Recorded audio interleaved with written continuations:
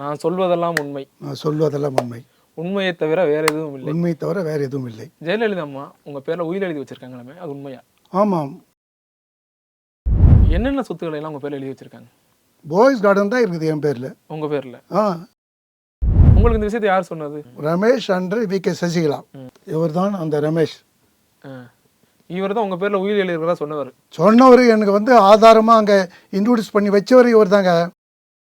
சரி, இது எழுதி வச்ச ஜெயலலிதா அம்மா தானா? எஸ். இல்லைன்னா இல்லைன்னு சொல்ல வேண்டியது தானே. யார் சொல்லணும்? நான் யாரை கேட்குறேன்னா கவர்னர் கேட்குறேன், சீஃப் செக்ரட்டரி கேட்குறேன். எங்கே வச்சு உங்களுக்கு உயில் எழுதி கொடுத்தாங்க? அவங்க சிஸ்டமேட்டிக்காக ஆஃபீஸில் வச்சு உயில் எழுதி அடையார் அண்ட் வேலைச்சர் 2 ரிஜிஸ்டர் ஆஃபீஸில் ரிஜிஸ்டர் பண்ணியிருக்கிறாங்க.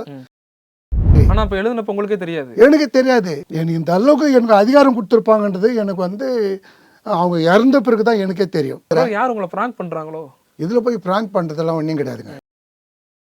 இந்த சொத்தையெல்லாம் மீட்டு நீங்கள் என்ன பண்ண போகிறீங்க? பாய்ஸ் கார்டில் உட்காந்துனா அடுத்தது கட்சியை பிடிப்பேன், அடுத்தது ஆட்சியை பிடிப்பேன்.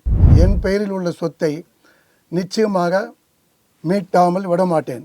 தமிழகத்தில் நிச்சயமாக ஜெயலலிதாவின் வாரிசாக வலம் வருவேன் என்பதை தெரிவித்துக் கொள்ள விரும்புகிறேன்.